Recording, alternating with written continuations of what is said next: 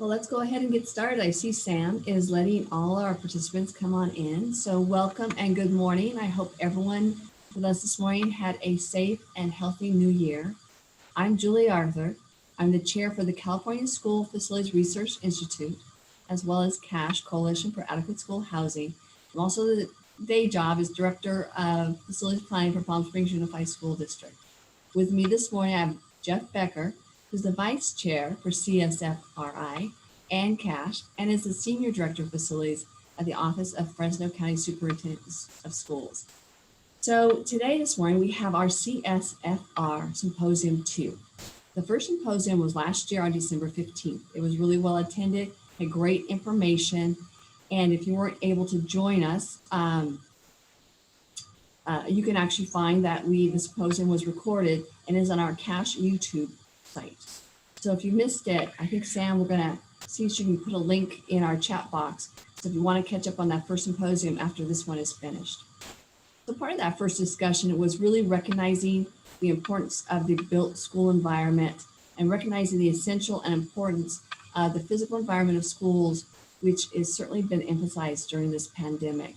And I think we'll all agree as these discussions go forward today, you're going to see there are differing views and differing thoughts on everything. So with that, good morning, Jeff. How are things going in your Fresno area? Hi, good morning, Julie. We have a beautiful day in Fresno. We're doing well. It's not windy in Fresno, but up in the foothills it is. And we're also, I think, like the rest of the state, just very busy dealing with the new guidance that came out for schools on the 14th last week. Looking at that from a county office perspective and trying to figure out what that's going to mean for us and watching the legislation move forward as well. So we're somewhat busy here.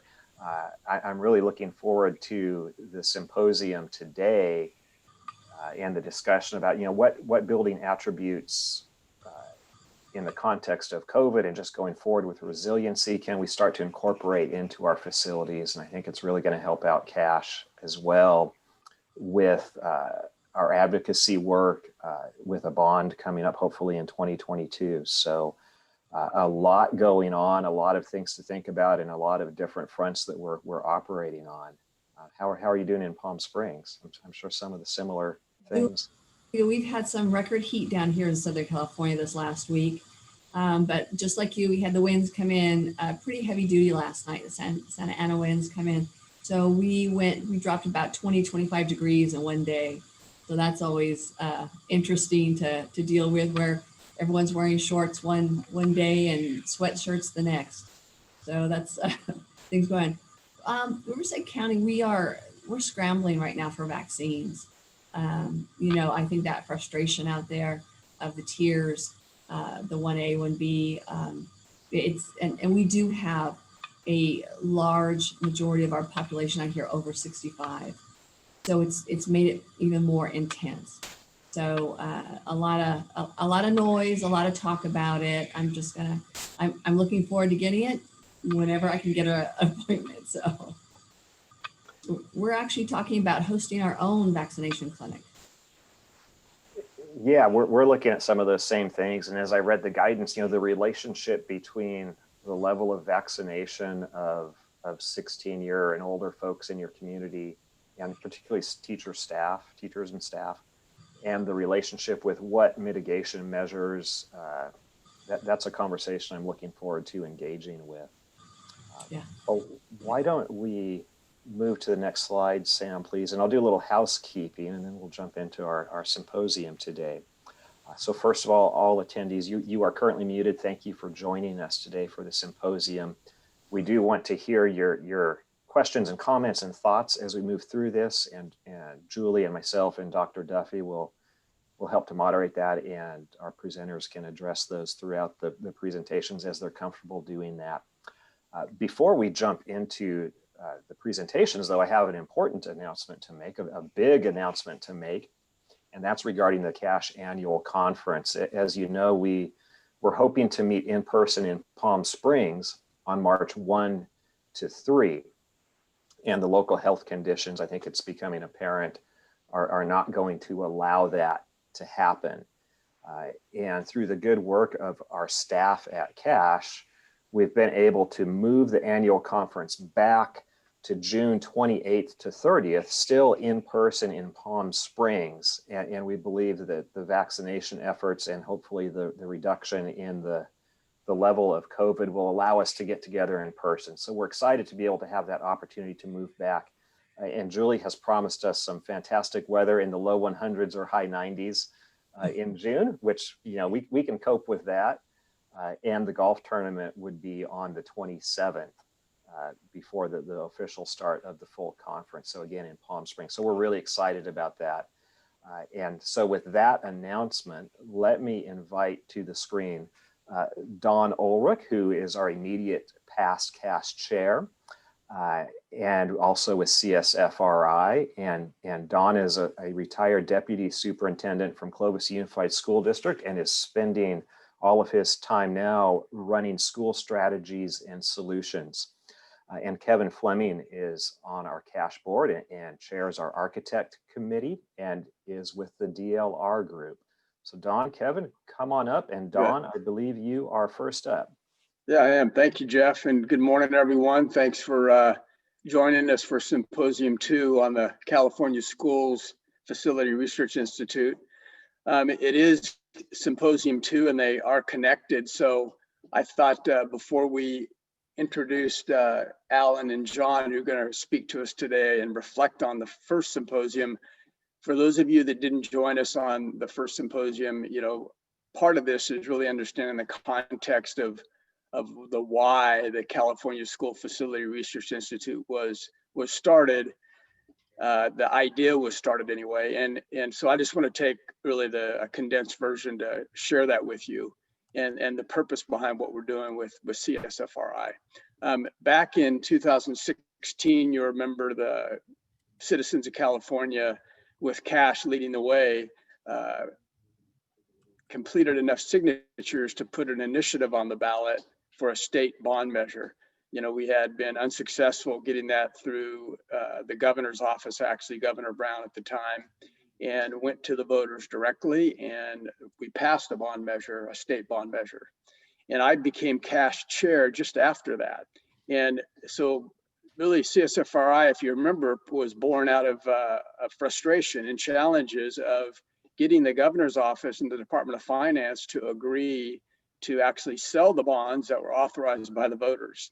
And we were not successful getting that office to sell bonds. And that frustration and that challenge really made us think about why. And from what we could determine, really, legislators and especially the governor's office at the time, many constituents don't understand the direct connection quality facilities has on student achievement, student success, and the success of schools. And it's like, you know, I think Terry Bradley, Tom Duffy have said this for a long time, buildings don't speak. And so in all the advocacy for funding for schools, sometimes facilities are an afterthought, and we just can't continue to have that happen. And so the California School Research Institute was born out of, you know, we all know as educators and probably some parents and even kids remember back to school what facilities do for your learning. I think we know it in our gut, but sometimes when decisions are being made, that's forgotten. And so really the reason is we need empirical data, research, independent research that proves beyond a shadow of a doubt the impact that quality facilities and those components have on student learning and school success and even community success. So CASH at the time, the board of directors formed another nonprofit organization. We had some firms in the state of California that helped us with support and resources that we needed to conduct a project, our first research project. And that's what we're in the middle of just starting right now, actually, a independent meta-analysis that would go out and first look at all the research out there that connects student learning, connects a quality facility and what components of the facility to student learning and student success. So that's where we're at now.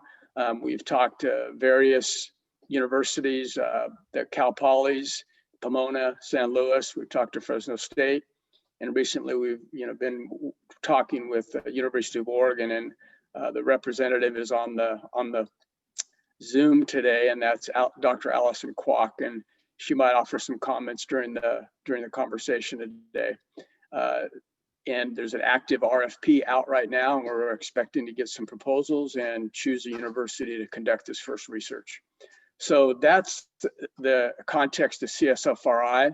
And this first session here, we're going to have a couple people that are experts in facilities, architect and a facility professional, kind of share what their reflections were on the first symposium. And I'm going to have Kevin Fleming, my colleague on the CASH board, kind of introduce them and then share his thoughts about what we participated in Symposium 1. So Kevin, it's all yours. Hey, thanks, Don. Good morning, everyone. Just kind of recap what happened at the CSFRI Symposium #1. We had, I'm going to say it was fairly densely packed. It was full of information, and primarily there was a first discussion, a panel of architects that were talking about the role that research plays in the design process. That kind of took it all the way from the planning through the implementation of the design and then through the observation at the end to learn what worked and what did not. And it was kind of reiterating how research plays a role, but it's iterative, it's not definitive, it keeps growing, it keeps changing, and we keep learning from it, especially about how we apply it. And then there was a pretty in-depth discussion about the influence that interiors has on the educational environment, and especially the furnishings that can go into a school, and how the importance on how these affect student engagement, learning styles, and the outcome, and how they're applied. There's many ways that they need to be looked at, and that's a growing field of research in and of itself. And then finally, there was the social, emotional, and security aspects of design. And we all know how with the pandemic and with the school security and safety, with the shootings and other things that have been kind of primary examples of how we need to keep our schools safe, that research in and of itself is growing at a tremendous rate as we are trying to keep up with it and how we apply it. So with that, we're going to move in to inviting Alan Riesling and John Smith into the conversation so they can give us their perspectives on the CSFRI Symposium #1. Good morning, you two. Good morning, Kevin. Thank you. And I think, is Alan here too? I'm not seeing him. Yes, I am here. Thank you, Kevin. That's a great kind of summary of the start of the symposium. And I think John and I are going to take just a moment and kind of dig a little bit deeper into the information that was presented, and maybe even provide a couple of anecdotes from our perspective on areas where we see opportunities for future development of research. So with that, I think John's going to take the lead on the slides and jump right into it. You know, one of the things that we did is we went back to that Symposium #1 and tried to find some slides that sort of highlighted some of the major components. Kevin, you kind of touched on some of those, but we're going to go back and just use that for a little bit of reflection, but also what some of the new topics going forward might be. So next slide, Sam. So this first one, and I think this is one that Jeff or Julie brought up in the first symposium, talks about COVID-19. And one of my big, I guess, questions there is COVID-19 with us forever? We know it's been affecting our facilities and some of our current designs, but how long is it going to be affecting that? And is it going to start to change the way we design things? Is it going to start to change the way that CDE and OPSC and some of our governing agencies take a look at classrooms and schools and such? And so it's a topic that I think we need to be in the future. We got to keep looking back in this last year and see how it's affected us. And I think it's a topic that we'll be talking about for a few symposiums in the future. Yeah, I think, John, this is an important area where all of these major life events that we've all had to manage our way through have ultimately resulted in changes in the way that we do business. And I think clearly things like indoor air quality and the management of the transmission of different airborne contaminants is going to be a major influence as we go forward in looking at the way that we design buildings. Things like the materials that we put in them, things like antimicrobials and all these kind of things I think are going to become a much more, a bigger focus as we go forward. And so from CSFRI perspective, how do we quantify that and really be a partner in some of those studies and some of that work that's going to happen in the future? Great. Next slide, Sam.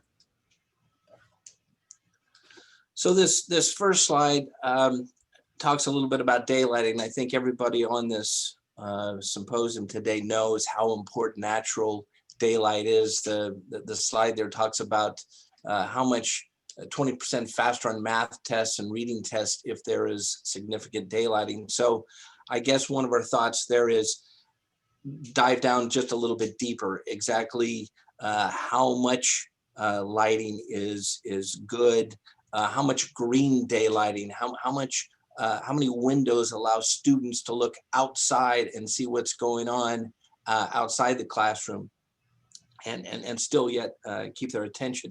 I think that's important.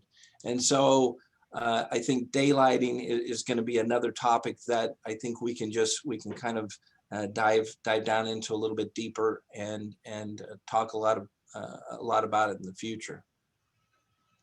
Alan? Yeah, absolutely. Yeah, I think this is one of those topics that myself as a school district facilities person, we almost daily have the challenge of arguing and fighting for those limited dollars. And so providing ways that we can quantitatively show that an investment in school facilities is an investment in student performance is going to be instrumental in ensuring that we have an ongoing source of revenues to be able to do the things that we know. We all intuitively know that a clean, safe, well-lit environment is better for performance, but actually having those studies that quantitatively show it that I can then use when I go to my financial folks and my superintendent and say, you need to invest in maintenance and you need to invest in facilities is going to be hugely important as we move forward. Next slide, Sam. We also know that thermal and ventilation and other types of air comfort is very important in student achievement. Allison, I believe, showed a slide that shows this. As Alan said, especially with COVID and some of the indoor air quality issues that have come up during getting folks back to school and with some of the COVID issues that have arisen, we know that that's going to be something that we're going to be looking at even more so in the future, whether it's better filtration systems or just new HVAC type systems and methods of conditioning classrooms. I know here in the Valley, we don't have either the pleasure or the option of opening windows. It's either too darn hot or too darn cold. So all of our conditioning is going to have to be through HVAC systems. But we know that kind of comfort is very important in student performance. Yeah, clearly there are areas of the state where not having mechanically conditioned classrooms is just unacceptable.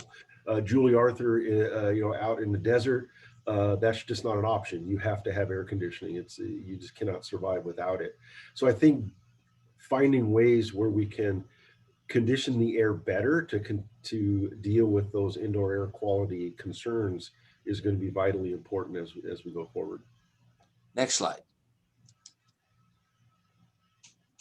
Talked a little bit about air quality already, and so I'm not going to beat the dead horse here, but again, it is something that I have a feeling here soon, if they have not raised their standards, ASHRAE will come in the next couple of years and probably be changing some of the standards. You see the standard, ASHRAE standard there right now. I have a feeling that will be changing in the near future because of some of the COVID issues that we have. But we know that's important, and I think that's something that we want to get, may want to get some mechanical type engineers to collaborate with us in these symposiums and for future discussion. Yeah.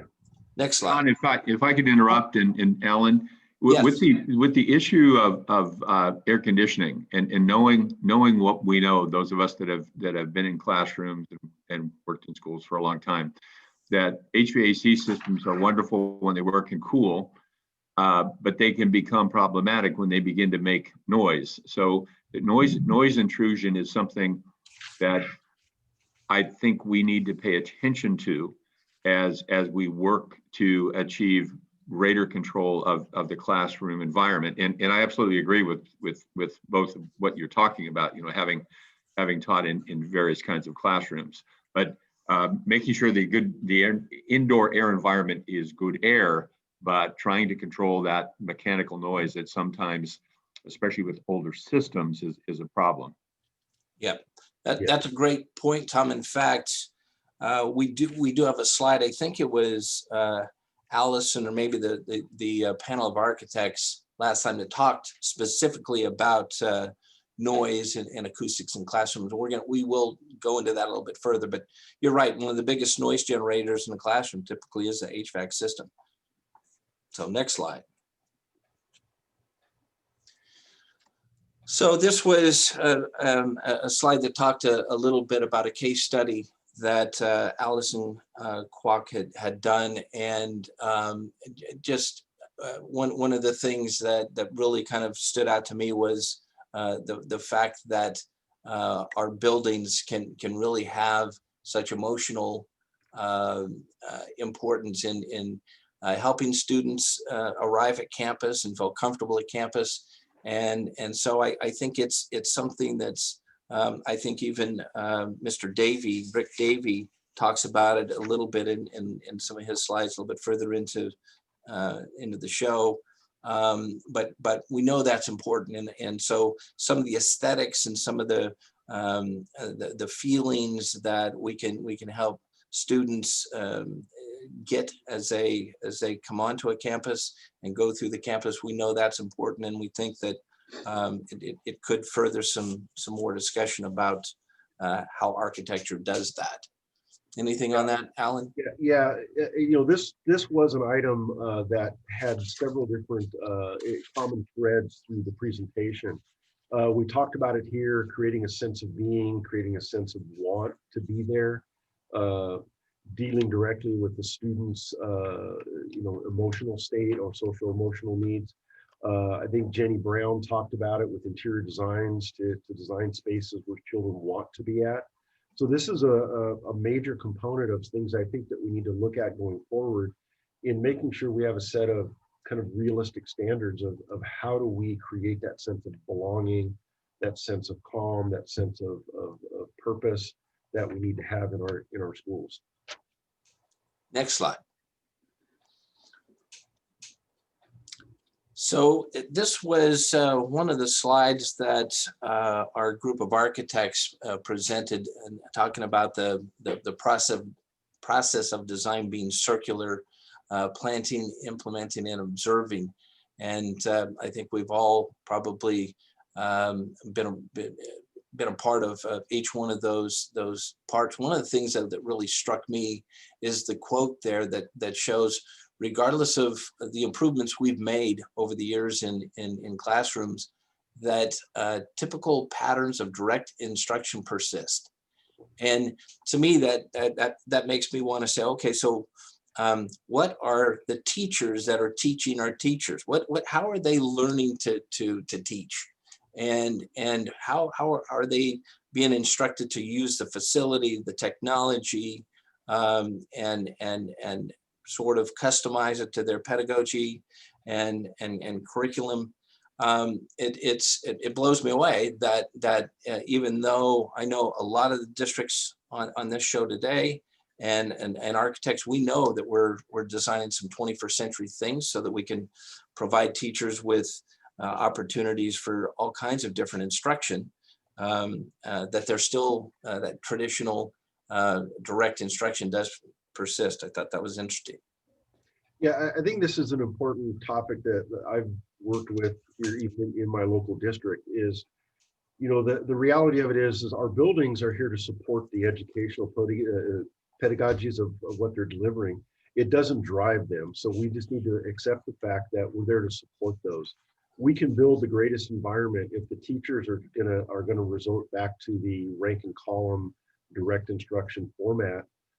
There's not a lot that the buildings can do to change that. So it becomes this relationship between what we're trying to build with buildings that support how they're teaching, and that, you know, and Don Ulrich can even talk to that. That is a challenge. That is a challenge that will take time as we look at instituting new teaching methods into what we're doing and how our buildings will support that transition. Yeah, Alan, if I can, one of the things that I thought of in this conversation was, you know, a possible research place we could go would be the idea that some school districts, when they do modernizations, or even when they do a big furniture replacement with furniture that supports flexible learning spaces, you know, they actually require the teachers to go through a training, right? That, you know, ensures that more teachers are going to change their instructional methodologies based on the resources they have in their classroom or the makeup of the classroom. And so research that looks at what happens when you do that kind of, staff development, and then when you don't. Yeah. You know, you just throw the teachers in there, like, frankly, you know, I think we all know happens quite a bit. Modernization or new furniture refresh, not a lot of training goes into teachers, just get thrown in there and they revert back to what they're comfortable with. So Yeah. maybe some research in the future would be a couple school districts that have done the training and then haven't, and see how valuable that is, you know, to improve student learning.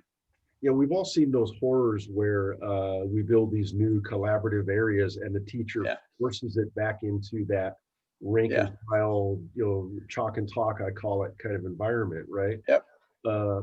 And it does take, I believe that it's an iterative process. It takes those leaders that we need to identify within our district, those teachers that are actually embracing some of the new ways of delivering the product, the information, and get it to catch hold and get it to take off. We've actually reached out and looked for those individuals and helped support them by providing other resources, new furniture, new things to help kind of light that spark. And it's had some limited success. Obviously, COVID got in the way of everything at this point, but we really look at picking that back up with our new version of our ed specs and our design guide that we're working on now. Perfect. And Don, in fact, that's a perfect segue to our next slide, Sam. One of the things that I think every architect on last symposium's board or panel talked about was educational commissioning. And basically what that means is once you get a school facility built, you go back into that facility and show the teachers and administrators and such how to use the building, how to use the furniture, how to use the technology, how to use the pull-out space, but really go through a training program. And it's something that I think all the architects mentioned in our last symposium, something that we've taken very seriously. There are several consultants around the state and elsewhere that are many of them are ex-teachers that now are helping going onto campuses and sort of introducing the new teachers, the new staff into the building and showing them how that building can really fully be utilized. It's like if you get a brand new car and somebody doesn't show you what all the buttons are, you don't use half the buttons. And so we want to use all the buttons in this car. Yeah, Anything else? this is so important, even when we back up to the design phase with educational commissioning, right? Because my analogy is some of those buttons I have in my car I never use, right?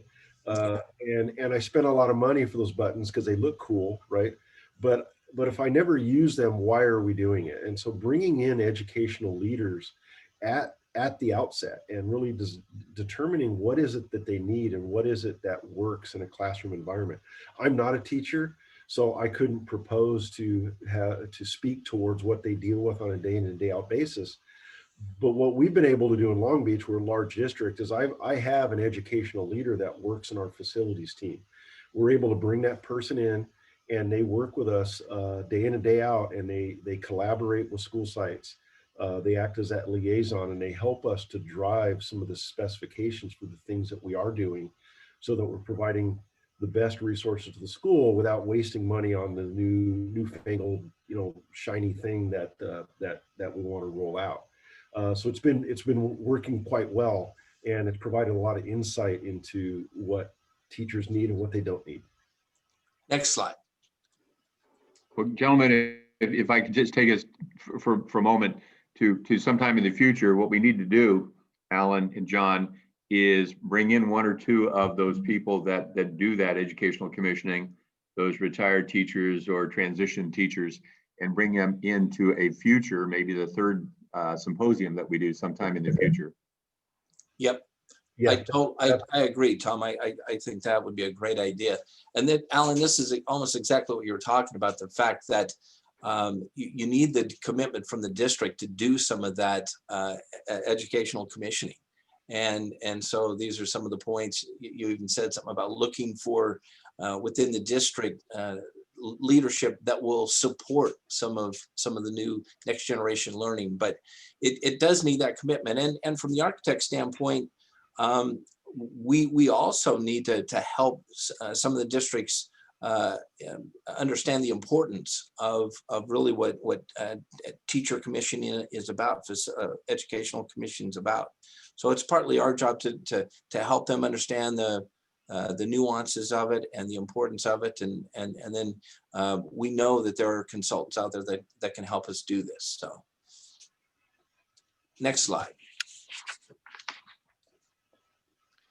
So one of the things that I believe it was Mike Finnessy with Darden talked about the idea of getting some of this research. There's and Kevin, I think you mentioned that DLR has done 172 white papers. There's a lot of research out there, and with today's technology, it's a little bit easier to grab and find and sift through to find out what you might need. But I think the concept is we need to get some of that research into the ed specs, and I think everybody on this symposium has probably seen ed specs that were sort of a canned ed spec that they use from year to year to year to year and from school to school, and then they've also been a part of ed specs that have really broken things down to component parts. I mean, we're working on an ed spec with Clovis Unified now that it's going to take us over a year to put that ed spec together. And during that process, we're going to be looking for all the research that we can find to put into the ed specs and into the standards that we can use that to design all schools for that district into the future. Anything else, Alan? Yeah, just how important those are, and an opportunity here may be really looking at some of those best practices for some consistency. We all know we have differences in our districts across the state, but there are some consistent things that we can look at with ed specs. So recommendations, white papers, or studies that kind of help to define some of those things that need to be included with those ed specs could be very important to help districts up and down the state. Next slide. Next, there we go. Oh, that's it. So, and I show this. One of the things that we apply all of our different architectural design ideas from the space configurations and adjacency and all those things there on the left hand side. we apply that to every different type of interior space, the classroom, STEM space, all those things shown in the slide. Go to the next slide, please, Sam. But we also apply it to a little bit different types of spaces. Things are some of the flex spaces that you see there kind of on the left-hand side. One of the big things that I know we've been looking at this for a long time, and I think most architects have, is the space between the buildings is becoming more and more important. Number one, we've always tried to give students that anywhere, anytime learning possibility. But with COVID now and kind of the connection to the outdoors, I think it's even more important. And one of the things that I would suggest, and maybe one of our future symposiums, is bringing in a landscape architect or maybe even a civil engineer who really focus on the outdoor spaces, the spaces between the buildings. And I think nowadays, not only in schoolwork, but in the real life out there, folks are starting to look at those outdoor spaces a lot more seriously and take advantage of them a lot more just because of some of the health benefits. Yeah, I think John here, the importance of that outdoor environment, especially post-COVID, is going to become a big focus as we move forward. So you're 100% right. Really looking closely, we all know that outdoor spaces are just outdoor classrooms, but really purposefully looking at those places to create environments that work is going to be so important. And again, I'll say it, especially post-COVID, as people look towards outdoor settings where we know we have the benefits of just less transmission and all of those things. So it's going to be so important. The other quick comment I want to make to this building infrastructure is comments that were made during the symposium about looking closely at the architecture of technology, right? We know we put technology into our classrooms, but what does that look like and how does that seamlessly integrate to all of these delivery models that we're talking about, and really possibly bringing in some folks that are experts in the field of technology implementation and adaptation for schools, and how are we integrating those into our classroom instructional models is going to be important. Yeah, great. Alan and John, just to the matter of outdoor learning spaces, through the help of Julie Strauss at HMC, we were able to bring in Brian Myers, who then brought in Inglewood, and Inglewood was planning that very kind of an outdoor space. And they presented this at a cash web shop that we had in December. I think it was the week prior to our Symposium 1. But it's something I think that we need to go back to for a variety of reasons. And one of the things that stood out to me was that they focused on creating space for teachers and students to be comfortable in the outdoor environment. But I mentioned indoor noise earlier, that they focused on placing it in a location on the campus that was away from the noise of children that were at play. So it really was to be an educational learning space, not just another space on the campus. Great comment, Tom. Next slide, please.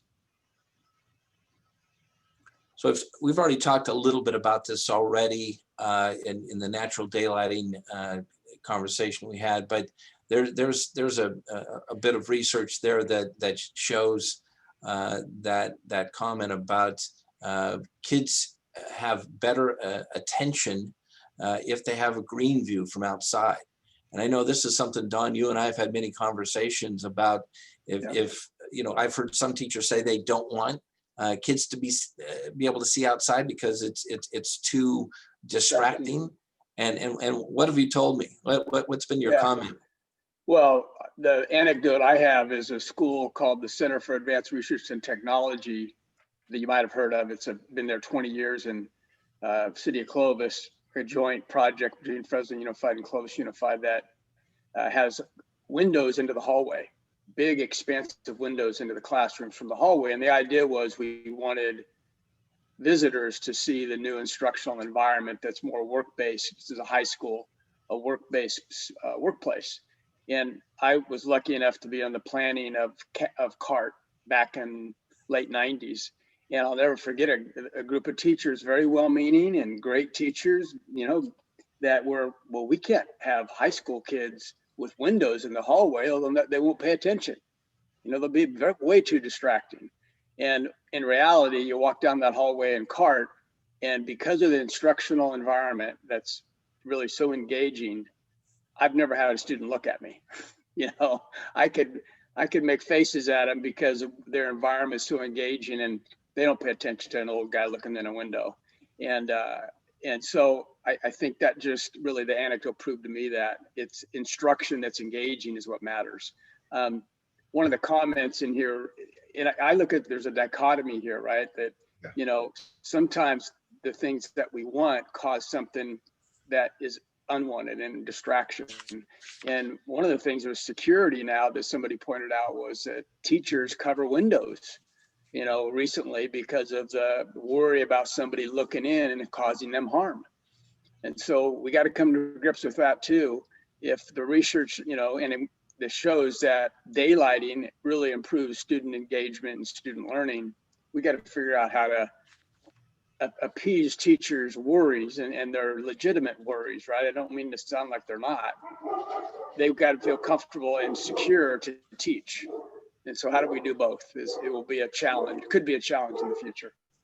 And if I could, Alan and John and Don, to what you were speaking of just a moment ago, it was quite a long time ago, but we gathered teachers and others together, and we were planning a new school. And I could tell you the full-on story, but I'll shorten it up. Teachers asked for interior windows, basically glass walls, so that they could see across the hallway to the classroom of another teacher and communicate with them.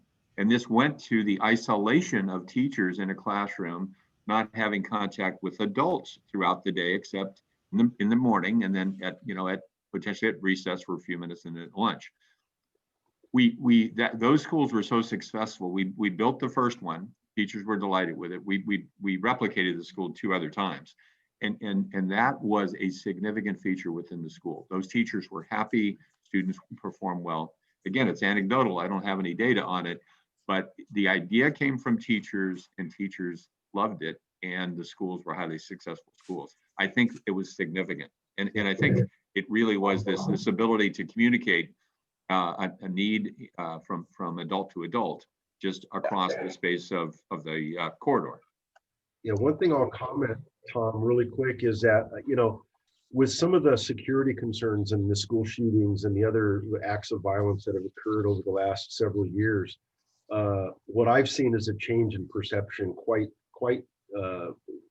significant, where teachers now want that level of isolation. They we've went through and done projects where we've had those larger windows that Don talks about that allow kids to look out onto the playground or other spaces. And they've asked us to not only block those off, but we went back with blackout shades. We went back with all these different features because there's this concern that in a situation of an active shooter, someone can just look in the classroom and be able to either infiltrate or attack through the windows or what have you. So I think some of that is changing, and there's very much a fear and anxiety at a teacher's level that they cannot close their room off and lock down in place like we teach them to do. Yep, good, all good comments. Next slide. And in interest of time, as usual, architects get a little long-winded. And so I apologize to Nick and Denver who are following us up. So we're gonna move through some of these remaining slides a little bit quicker. We've already talked a little bit about noise, and Tom, you mentioned not only HVAC noise in the inside, but even some exterior noise for our outdoor learning spaces. So I don't want to go in any deeper at this point. Let's go to the next slide. And this is just, it's one of those slides. I love this space because this used to be, 20 years ago, a hallway. And now we've taken that anywhere, anytime learning to the next level with the learning stairs there to the left-hand side, and then all the soft furniture there on the right-hand side. We've created staying spaces instead of circulation, and I think as we go forward, we're going to find out that kids do a lot of learning in these spaces, and so how we can find out what they're learning or how useful they are, I think it may be some further research. Next slide. And I am going to jump through these. We've already talked a little bit about this. Next slide. Nick and Denver, get ready. And I show this because Kevin, your firm and several of the firms on this symposium have done research papers. So to look at some of this research, it's out there, and with technology these days, I think it's a little bit more accessible and available. And so I commend you and other offices that are doing this type of research. This will definitely help out our needs here at CSFRI. Next slide. So I didn't want to get to this. Jenny Hanna sort of chaired the interior design furnishings slide, and one of the things that I heard loud and frequent from them is the concept of getting interior designers, furniture designers involved sooner. These days, I think we all know that the furnishings can really lend a flexible hand in designing a classroom space, and they give that teacher opportunities to do all kinds of different teachings and such. And so the big thing is get your interior designer or furniture expert involved as soon as possible. It could save you some money. You may be able to get rid of a whole bunch of perimeter casework.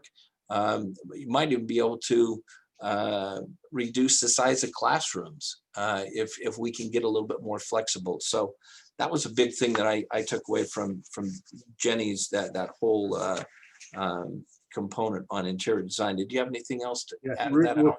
Real quick, John, thank you. It's funny that we hit on the same points. Is really the important thing is thinking about and really materially thinking about your interior design at the beginning. Get them involved up front instead of after the fact is so important.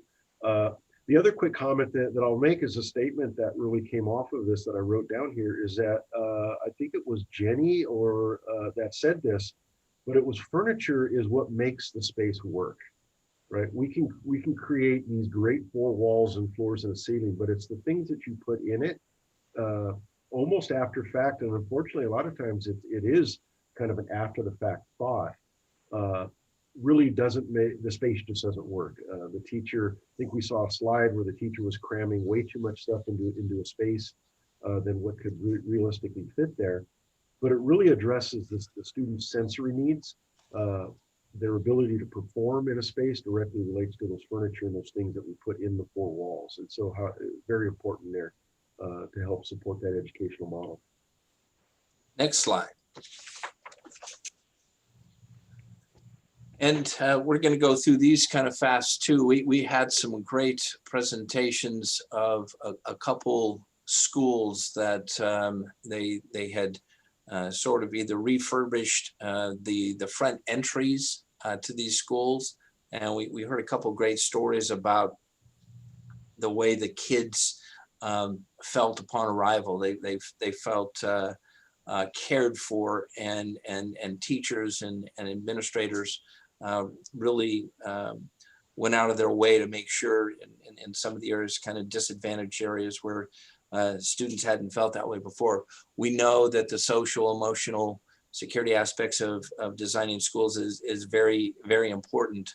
I've seen a couple chats here today talking about how security may play into some of the topics we've already talked about, including windows and fronts of campuses and such. So I think that may be something else that we may want to look at in the future is the security aspects of design. Yeah, obviously, as I said, the social emotional needs of children are so important as we think about what the designs are. And maybe we can quickly kind of zip through some of those slides, and in the sake of time, we'll keep moving here. Yeah.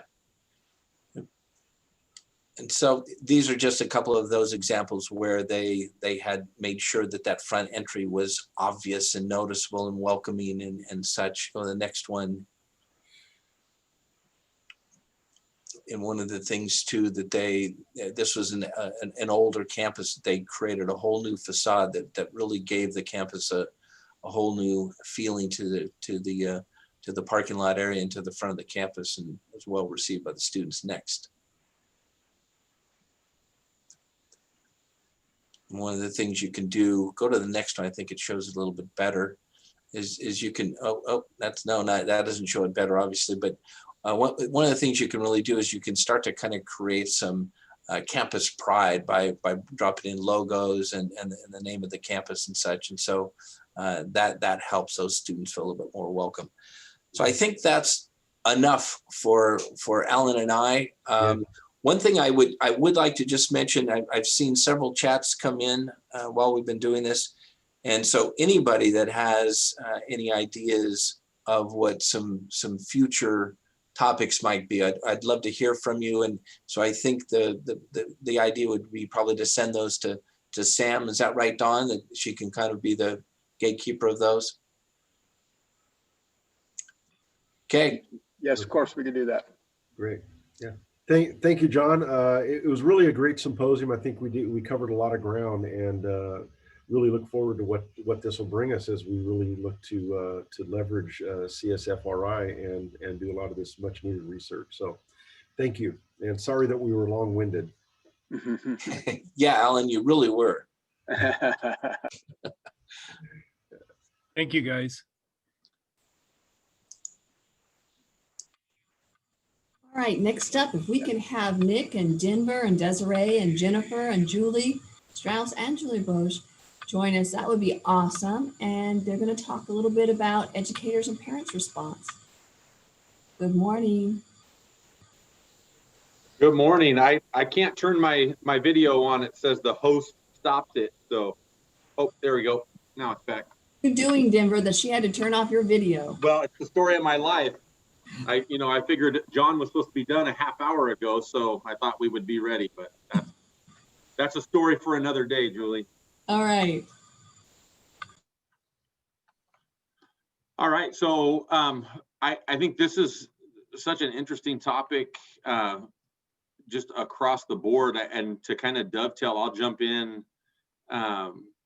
with what Alan and John were talking about as far as commissioning a building and working. John mentioned that they were working on an ed spec project for us in Clovis Unified right now. And part of that process that we're going through is we are working with another consultant through SIMPBK to really get into the kind of the background and the educational research and how to use the building, and taking an in-depth real look at the process of creating the ed spec. And it's been very interesting. We had to put it on hold because of COVID and everything else, but we've just kind of started back up. The conversations we've had with the folks that actually interact with the building has been really good, different than, just the typical, what do we want it to look like, what size, what equipment and furniture, but really, how are they hoping to use the space? Where do they want kids coming in and out? And then how are we going to use that to kind of change their teaching paradigm as well, is going to be a huge process for us. So Denver, I had a question for you on that. And this goes back, I was jotting down some notes on things that I think about as a parent. And there was a lot of conversation about educational commissioning and, educating the teachers on how to use the spaces. But as a parent, during the ed spec process, are you guys involving students and parents? Because I was thinking, if I know coming from a community that passed a bond a couple years ago, and we've done several modernizations, it would have been great to bring in the parents and the students and kind of do like an open house and even have the designers there to show the kids, the students, how the spaces are going to be used and what's going to happen in the spaces. And then it also helps build consensus with the parents. I mean, we're trying to build support here for facilities. And if the parents are being involved and learning how the facilities are going to act and how they're going to benefit their students, you're garnering a huge amount of support right there. Sure. Yeah, I think yes. The short answer is yes. So we have plans. One of the major steps in this, what we're doing, is doing these town halls with parents and groups of students. So we've already met with 2 groups of students at our secondary sites, and just asked them, essentially, what do you like about your school campus? What don't you like? What do you wish it had? What's the one thing you want to see taken away? Those types of things. And then the kind of the culminating activity, if you will, is putting all of this together in that presentation. And there is like I said, a town hall piece that gets tricky in today's day and age. Initially we had it all set and it was going to be groups of 50 and we had meeting spots set and easels, and John was going to get up in front of the group and hold his whiteboard marker and have a big kind of a grand conversation. And so a conversation that we're having now on the back end is how do we still get that buy-in and feedback, recognizing that, school design in and of itself is not if you build it, they will come, right? If we build it, it doesn't mean the teachers will use it necessarily because they're creatures of habit. Inevitably, Nick and I in Clovis Unified, we're fortunate that Dawn and our leaders before us really stressed having educators in these roles. So we both come from the classroom and then administration on all levels.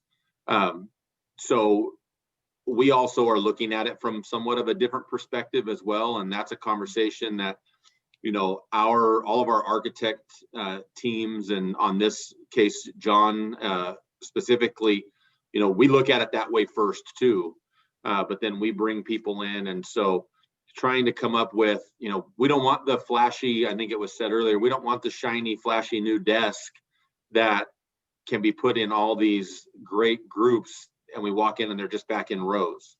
That's not our goal. Or we don't want to put an operable wall that ends up, zip tied shut because the teacher never uses it and they want to make sure the kids don't mess with it. Those types of things are really what we're trying to ensure that, with today's prices and the cost of escalation and everything else, we're trying to get our best bang for our buck because that's what our community deserves. And so we want to make sure that we do have buy-in from the teachers, parents, students, everybody involved. Okay. I think that everything that you said is so awesome, but I think we're kind of in a unique position right now as well, considering indoor air quality and COVID, and that's the top of parents' minds is how can we get our kids back in the classroom and how do we know it's safe, right? So it works well for the district because now parents are conscious about what's going on in the facilities, right? And so I think it's a great time for districts to kind of move forward with getting that buy-in and making those suggestions of how can we do this, what are we doing, and besides indoor air quality, this is how we're utilizing those spaces. And I think that is just something really awesome, especially that you guys are doing in Clovis. I live in Clovis and my kids that's particularly why I wanted to be in Clovis, so that I wanted a district that engaged the parents, and you guys are doing a great job. Thanks. Tag team onto that. I think that Desiree's absolutely correct. Parents are now more than ever looking at facilities and the impacts they have and how their kids are going to remain safe.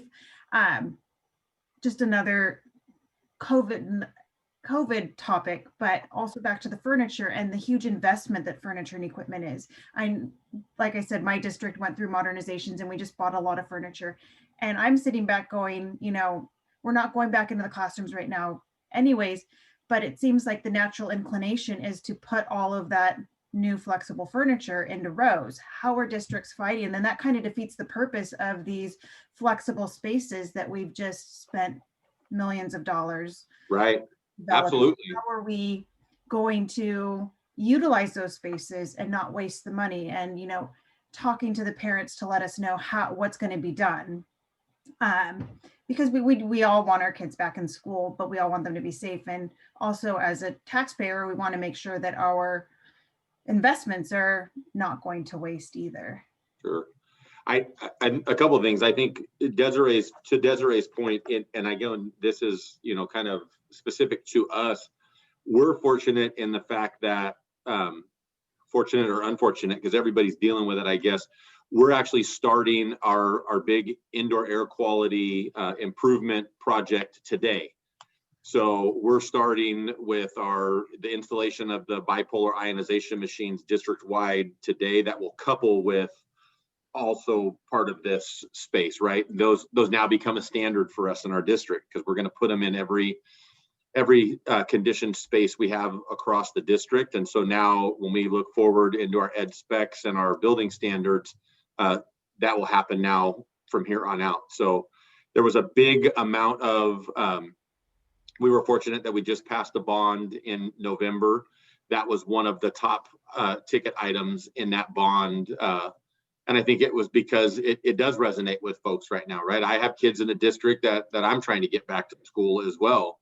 And unfortunately, with what we're dealing with, you know, there's two sides to it. We've got kids that are just absolutely dying to get back in the classroom, but we have teachers who have a huge amount of anxiety about kids coming back into their classrooms, right? So we're trying to balance that and work with what that looks like and what the technology is, so that we can get them back in and give them that opportunity. So that's been a huge part of what we've been doing this last few weeks as we're trying to, you know, talk to the teachers about what the technology is, how does it work, and then get the folks out there. So like I said, that started today at 8 o'clock. We started at one of our high schools to get that out. And it's one thing because we don't have a ton of kids. You know, we've got a few students back on our high school campuses.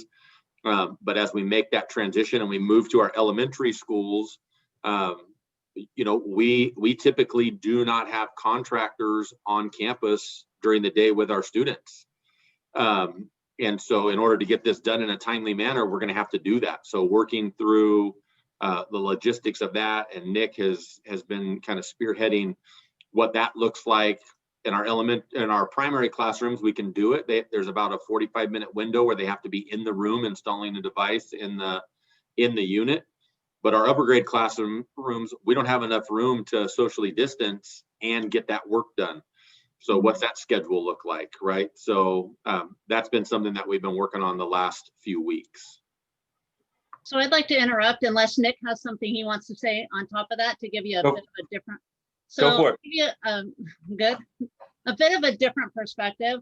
Most of us out here already do know that Clovis has put facilities as a priority and has phenomenal, beautiful, gorgeous facilities.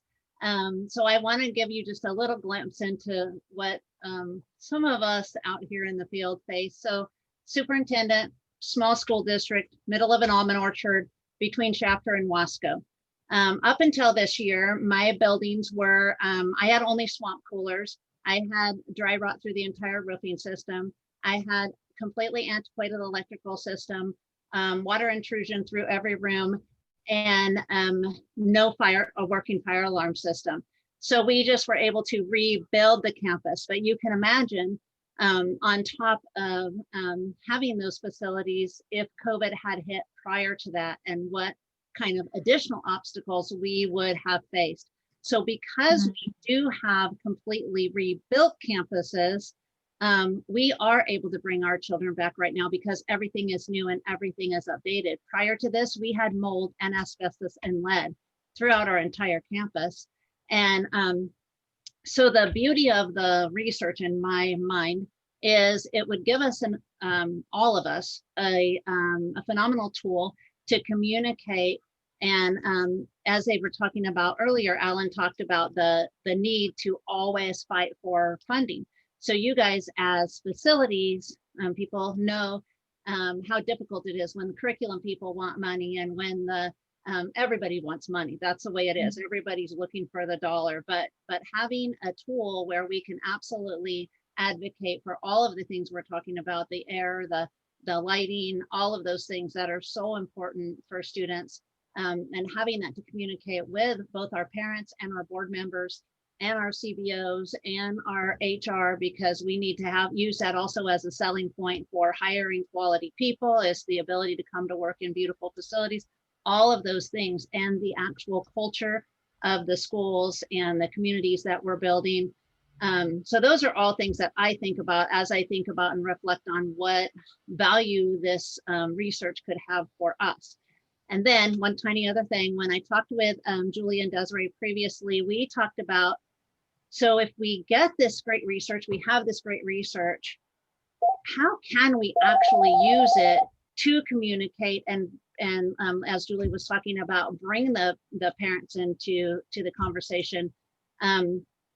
Would it not be phenomenal if we could also get CDE or Tony Thurman or SSDA or AXA or CSBA or those people to actually help us spread the news, share the word with the parents, with the community, with the architects, with everybody who's involved in the whole process of facilities and serving students. And just to touch base on that, I think it's so important, especially because all those organizations are so they're communicating so much right now with parents to let them know what's going on COVID wise. So we can utilize those platforms now to let them know what's going on with the facilities and get that buy-in. And I think that is so important when they're hearing it from the CDE and other organizations other than just cash, because that's what we do is facilities, right? So now with the Research Institute, we can just make sure that just segues right into, what we're.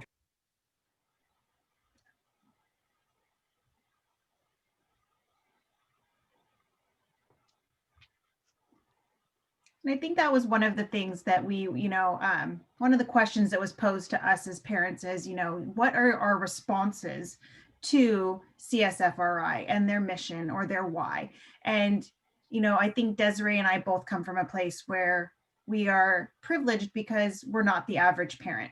So taking off my hat as working for an architectural firm and very involved in facilities, where would a parent find this information? How would we access this information? Where would we go to get this information? Who would deliver this to us? And that's why I had mentioned to Julie, I think a parent would more likely, if for Googling facilities and the impacts, if something came up off of CDE's website, it automatically have more validity to a parent, and they would click on that to read the research and to gather the data than just clicking on another link, or I think even going just to the district's website. I don't think parents would necessarily do that. So just how would we get this information out? And like Julie mentioned, and like it was mentioned in the presentation, this is all about funding, and you want those parents on your side backing you up to pass those local bonds. You'd have a strong voice if the parents were educated. So that's where I think it all goes back to the communication, and not only educating your teachers, but educating your parents and teaching showing your students, because every parent wants their students in school and happy and enjoying their education. And so you get those students excited, and most parents will back that movement to modernize or to bring that equity so that all students in the district have that same learning environment. When I write my LCAP, I'm required to justify every allocation that I make. So I set my priorities. I put facilities as a priority, but I have to demonstrate why facilities are important. Why did you put that many millions of dollars towards facilities? So having data and research to demonstrate the value of the facilities is huge. And I'll tell you just in personal, my teachers lived through teaching through the absolute demolition and rebuild because we're a single campus and we couldn't afford interim housing and there was no way to do that. But they had lived in their previous facilities that were so horrible for so long. They endured everything to get to where we are now without complaining, maybe once or twice, but really without complaining. And they had to endure a lot. So, so it's been great. And I think the value of the research would be amazing, an additional tool to help us get there and to also help us as a cash, because I'm on the cash board, as a cash organization, to really advocate and use it in our advocacy efforts, but also to teach facility directors and facility experts and people who do work in facilities to advocate within their districts for the importance of funding for facilities and maintaining and upgrading and keeping that as a priority. I think one of the things that's important to bring up, and it was said, you know, if the research was compiled and put in a spot rather than just on the district webpage, good, bad, or indifferent right now, whether we like it or not, we are being fact checked by every parent in the district. Mm-hmm. And so if it's not just coming from your district, or, you know, I've got parents right now that are calling with different questions, and, you know, never in a million years as a parent did anybody ever know what a MERV 8 filter was, and all of a sudden they're experts. But it's because they're concerned, right? And they're looking and they're trying to find out. Some of them are concerned, some of them just want to get their kids out of their house. So whatever it means, that's what they want to do, right? And I'm in that boat on both sides. But my point is, there is power in having it at I'll say a reputable location, right? That's not just at the district webpage, or not just in a spot, because we obviously think it's a good idea or we wouldn't be doing it, but they want to fact check everything that's going on. So I think having that deep kind of background in the research helps that out a ton. One of the things that I learned when I was a superintendent, Denver and Julie, both Julies, was that I needed to make sure I caught people's attention if they were paying attention to something. And it goes to your point, Denver. And there was a time when there was we were in an agricultural area and there was medfly spraying, and parents were concerned about this poison that was being dropped from helicopters all over these trees that were fruit trees and avocado trees around. Anyway, long story short is they were worried that children were going to be touching playground equipment and putting their hands in their mouth, or getting it on a lunch table that was outside. I made sure that we deployed every custodian and maintenance person possible to be out scrubbing the schools down the day after the medfly sprays. And we did this many, many times. Going through a recession when there were to be layoffs, and I was saying we're not laying off any classified employees, we got support from parents because they said we need them to keep our schools healthy and well, in a very similar circumstance to the way we are today. My point is that we frequently have to be PR specialists to recognize how to communicate with parents, and to make sure that they understand that the realities of what all of you deal with in schools are the realities of keeping children safe with things that they don't understand. Bring it to their attention when you can. And apparently you're doing that, Denver. So that's exactly where we are, Tom. And so all of our children are back up to 8th grade. That 70% of them, 30% remained in distance learning, but up to 8th grade. And the reality is, if we didn't have our new facilities, there is no way we would have been able to do that, because we had to split all of our students. We have students in every nook and cranny. But we are also sanitizing all day, and we're not allowing parents on campus right now, but we're posting videos of demonstrating to them how we're sanitizing everything, how everything is happening. 100% of our students are wearing masks. 100% of our students are sitting behind plexiglass shields and remaining 6 feet apart. And that's where we are right now. And our facilities are such a key piece in our ability to bring our students back. And that communication, when we went through our rebuild, I created an entire basically advertising campaign.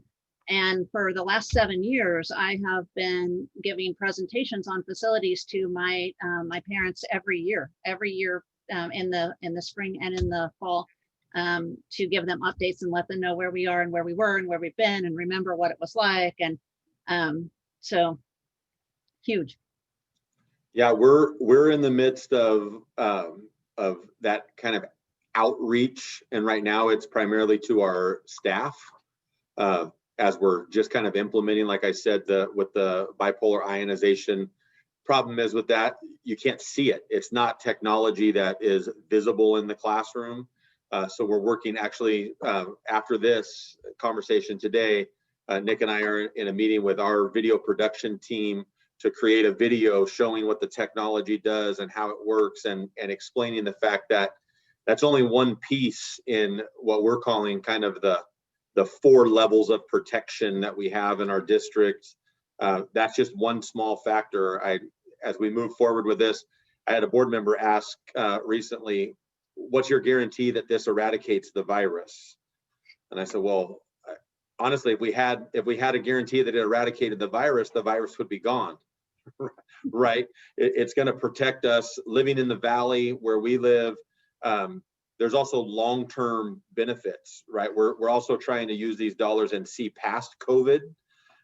So for us, we got hit with not the wildfires directly in town, but we had horrible air quality for a couple of months this summer because of all the fires all around us.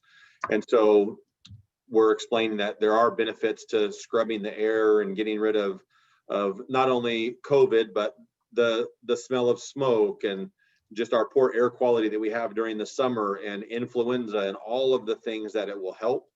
And again, it's a giant PR campaign, because every parent has a cell phone that they're researching every night on, well, have you ever thought about using this device, or, you know, those types of things. So we're having to justify why we're making the decisions that we're making and putting it out there on a regular basis. And I think that it's really important if that research is, you know, available to parents, it gives them a sense of ownership with their classrooms and where they're sending their kids. And when you get that buy-in and that sense of ownership, they're more likely to be in support of the next bond measure or whatever else the district might be pursuing. Absolutely. That is our goal, is to get it out. We put together like a little 1-page flyer that we sent out. I sent out to all of our principals last week, so that they were able to have it and share that information. And again, it's real simple on how everything works, but we're in the process of putting together presentations that will go out to the community as well. So Nick, what do you got to say? Good job. No, I think I wanted to just chime in a little bit on the research piece, in that, you know, looking at my lens as a former site principal, anytime that I brought a new kind of teaching pedagogy to them, if I said, this is Nick Mel's way of teaching, everybody turned away and ignored it. But the second that I said it was research-based, it kind of removed all the opinions from the room and people would look at it. And so I just think, in general terms, especially in a polarizing time like today where there are a lot of opinions, when you speak in terms of research, people listen, you know? And so I think that's just got to be a part of the communication plan. It eliminates opinions, or I want to do it because of this or that. Speak to the research and people will listen. It's a great comment.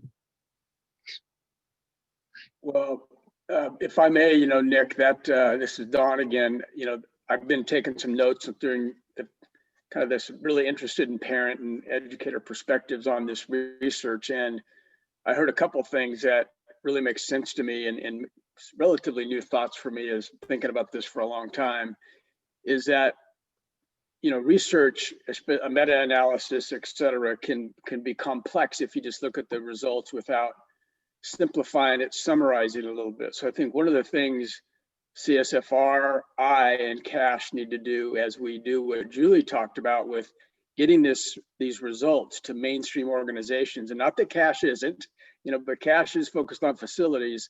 So the CSBAs, the other organizations out there of education, mainstream education, we need to get this data in a simplified form that's powerful, right? That becomes kind of a staple of our communication as facility professionals, to the mainstream world of educators and constituents and parents. Is going to be really important that we, get that information out in sound bites that make sense to parents and to teachers and to educators and to legislatures, to the world of our constituents. Is the thought I have that's going to be really important to this work. It can't just remain in research language, right? It has to get out there in a way that everybody can understand it and think about it. And I want to honestly give kudos to Julie and Desiree, because that was part of our conversation we had yesterday. I didn't come up with that. It was what came out of our conversation yesterday. Yeah. And honestly, that's what makes these type of conversations valuable. Even if you just think, I don't know, I don't even know if this applies, or I don't know if this is important. I think that the more we have the opportunity to have conversations, those kind of nuggets come out as important pieces as we move forward. I want to jump in and comment. I really resonate with what the whole panel has said, and Denver and Nick. One of the things in my mind is, how do we keep the long view? We're in the business of educating our kids, but there are certainly nuggets of things from these other issues that we deal with, like COVID and security, that we want to bring along with us. And so how do we find the right ones, and how do we communicate our decision-making process in that? And I think that this research is a key component of that. The other thing, when Nick spoke about pedagogy and his experience as a principal and bringing things forward, early on, some of our panelists said, we need to look at how teachers teach and what are they being taught. So maybe there's opportunity to use this research. And I'm sorry about the French horn in the background. We have band class going on in my house. What are our higher education ed schools bringing to our teachers? Because our new teachers are going to encounter all kinds of different facility conditions. And how do we inform them of how they can operate in each one to the best benefit of our students? So I'm so glad you brought that up. Honestly, I was thinking about it this morning because I teach in the ed admin program at Cal State Bakersfield and also the doctoral program. And as I was thinking about it, I was like, and through all of my 2 different master's degrees and the doctoral program and my admin credentials, all of those things, I never had one single bit of training on facilities. And so except maybe, an hour in one class where they talk about the importance of funding it or something. But I think that is a really phenomenal point. Not just in teaching current service teachers, but our pre-service teachers and also our future administrators, the importance of facilities and having a tool and some research to do that with.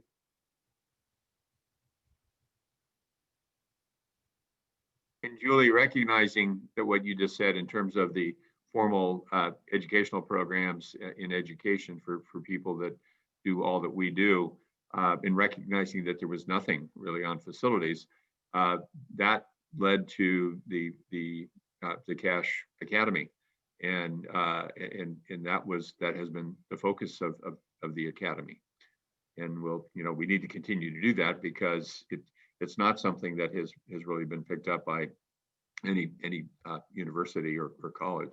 Which is why I did the academy on top of all the other formal training I had, and it was hugely valuable for me. The CASH Leadership in School Facilities Academy was one of my very most worthwhile learning experiences I've ever had. It's huge. Thank you.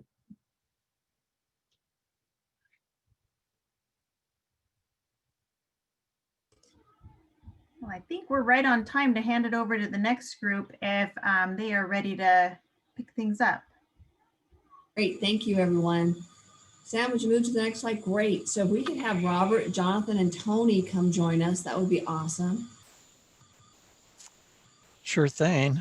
Do we need to give anybody a stretch break or anything like that since the last group got us right in on time, or how would you want to handle that? I think we just Or John ahead? seems to where they can have some lunch in a little bit. Okay. We're going to have some virtual lunch for you guys later on, a virtual rubber chicken meal, huh? Okay. Well, I'm Robert Thornton, and I'm an architect and a partner at Teeter Architects and Engineers, located in the central San Joaquin Valley. And boy, I've really enjoyed the discussion and the enthusiasm that everyone who's presented so far has brought to the symposium. It's fabulous. It's, you know, continuing to spread that kind of enthusiasm that I think is one of the main wonderful things that the symposium is able to create. And with me, I have two other enthusiastic people. Tony is a project manager focused on schoolwork for the past 10 years and works with many of our Central Valley school districts. And John Schlunt is one of our mechanical engineers and a partner at Teeter. And he's been doing school projects for over 15 years with many local school districts. I appreciate Samantha manning the slides for us. So why don't we go to our next slide? So, you know, today we're going to have the opportunity to discuss how we can integrate outdoors into the education process. Jonathan's going to be talking a little bit about indoor air quality, which has obviously been a topic that's of great importance. And then I'm going to come in and talk a little bit about some current events for facility improvements related to COVID. And I just wanted to say, as a parent and I have a daughter who is starting high school virtually, there's definitely the Ether ate my homework aspect for students and teachers both. So whatever we can do to improve that learning environment is going to be extremely beneficial. Go ahead and next. And then I'll turn it over to Tony. Hello, everyone. I just want to first say that I appreciate everybody's passion and fire that they have inside of them to carry this sort of movement forward and kind of progress it. And my presentation today is going to attempt to further ignite that and keep that flame alive. So I want to start off by saying a couple of things. You know, much like the educational pedagogy has changed throughout the decades, the spaces that students learn in need to change and adapt as well. The process of student learning experiences is developed collaboratively between school districts, faculty, students, community, architects, engineers, interior designers, and the list goes on. It can include many other people as well. I think the real question, though, is what are school districts willing and are interested in exploring? I think we've kind of, through the conversation and the questions that we had earlier, I think we're kind of hitting the nail on the head. And it really goes back to, for me as an architect and architects that I work with, we are just a piece of the puzzle. We really need the districts and the teachers and the community to be involved in this process just from the very beginning. Next slide. So with that said, you know, I have a quote here, and this quote is intended to inspire us to think beyond what we see in front of us. So for now, I would just like for us to stick that in our coat pocket, and we can move on to the next slide. So I have some questions here, and one of the first questions I have is, what do you consider learning experiences? And I kind of want to make this interactive, and so I'll start out by saying one thing that I think makes a learning experience, and I consider a learning experience to be something that a person can grow from. You know, that's very broad, but it'd be nice to, if people could type in the chat what that means to them. We could explore those topics. And Tony, I'll share something. As I mentioned in my introduction, I have a daughter who's starting high school virtually, which is definitely not what she was planning on doing. She plays the tenor sax and the clarinet, which obviously band has not been as integrated into that process as what it would like to be. And one of the things that I think is a learning experience for her is that personal connection that goes on between students and teachers. And it's interesting Even though she hasn't been able to create as many personal connections via the Zoom classrooms that she's had with her current teachers, her and her friends will actually walk over to the middle school at the end of the day just to see some of their old teachers that they had before in person. And to me, I think that really shows how personal connections is really key to that learning process. That's great. Kevin Wilkinson said something new, and I definitely agree with that. We always learning about something new is always fun and exciting, and it kind of carries us further to explore those ideas. So I appreciate your comment there, Kevin. So we could go on to the next slide, and before we play this video here, I think this video here is a good example of precedents that we should consider when developing our educational systems and students. And it is something that is also kind of been already developed. You know, people are describing this through videos, and kind of just to kind of hit on a point, you know, we're talking about how can we gather our data and information into a certain area. And I think a good way to do that and bring it to like more of the community and get the community sort of perspective and buy-in is by documenting this information. And I think one of the persons that spoke earlier mentioned that they didn't have any room for interim housing. So I wonder if there was a possibility or scenario where we could document that and get some reactions or some teacher faculty feedback, and then implement that, and then kind of show the before and show the after, and how that could proceed and move further into the education and help us grow this establishment that we're creating here. So go ahead and play the video, please. My point is don't control them, don't protect them too much, and they need to tumble sometime. They need to get some injury, and that makes them learn how to live in this world. I think architecture is capable of changing this world, life of people. Thank you. So today's education, if we go to the next slide, sorry. My point is, and so I have two images here. One shows the traditional educational environment, and one shows the 21st century learning environment that we're in right now and that we're pursuing to in the future as well. So for lack of a better term, we're bound by traditions of education. And, just some research that I have gathered from Humanizing the Education Machine, which is a book that I have read and was introduced to at a few years back at a CASH conference. There are more than 100 schools in America that were built for a baby boomer generation. And now about half of the built schools are being modernized, and it could be considered the second largest investment that our country makes each year. So those two sort of snippets that I pulled from, or quotes that I pulled from that book, kind of resonate with me, and it kind of is a driving force in how how the company I work with pursues the educational environments that we try to create and work with different school districts. Please go to the next slide. And so thinking about those traditions that we're kind of bound by, I have a quote here from Frederick Law Olmsted. I will not read it, but I will say that this quote is really meant to guide us. And immediately, like one of the hot topics that comes to mind, but not necessarily gains traction, is the indoor-outdoor learning environments. And specifically, it has a term, biophilic design.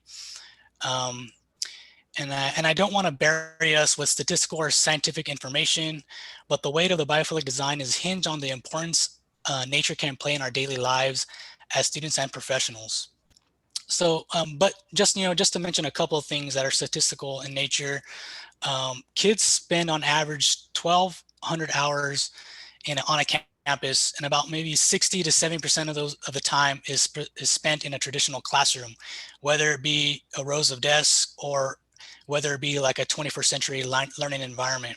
They're still contained within four walls of a room. And to expand on that, it has been documented that 90 minutes of intense learning needs to be followed by a gap or a complete different activity for the information that they just learned to sort of stick and allow the students to hold on to that information or learn or take that information into their daily lives. These gaps are important because they allow us to relieve stress, refuel, and be creative. Next slide, please.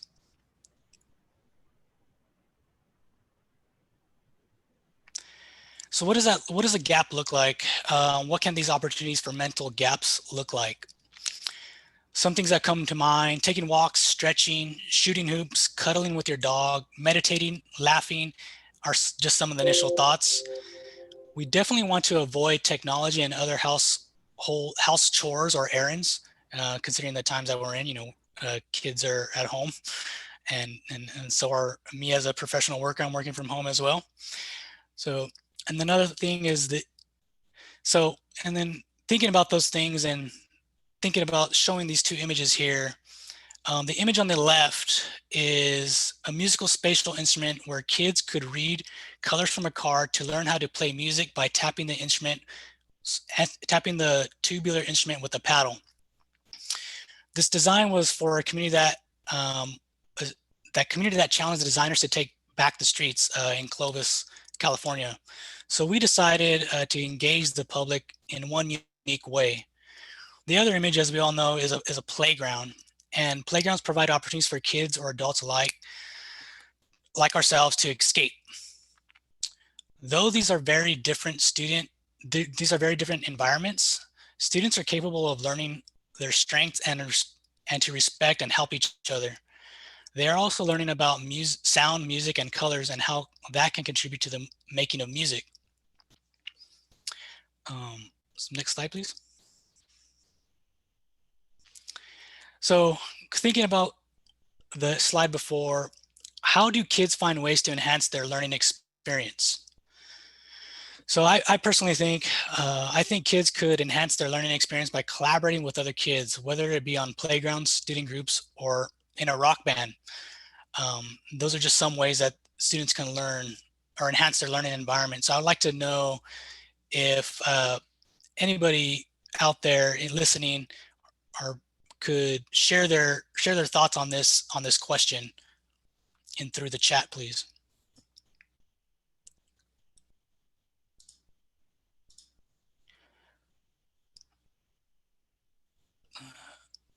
So, okay. That's fine if we don't have feedback. In the interest of time, I won't be silent too much, so I'll carry on here. So if we can move on to the next slide. Oh, I guess Jeff Becker, peers and groups discussions would be able to help enhance the user experience. John here said socializing during class. They also do through play and physical interactions. That was from Chris. Thank you for that.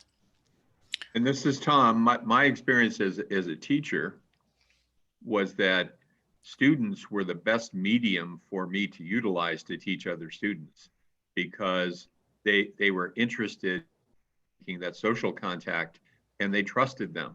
So students become the best teachers, and you can pick that out as a teacher in a classroom. So it's right, I think, in line with your other the other respondents. Mm-hmm, mm-hmm. Thank you for that, Tom. So next slide, please.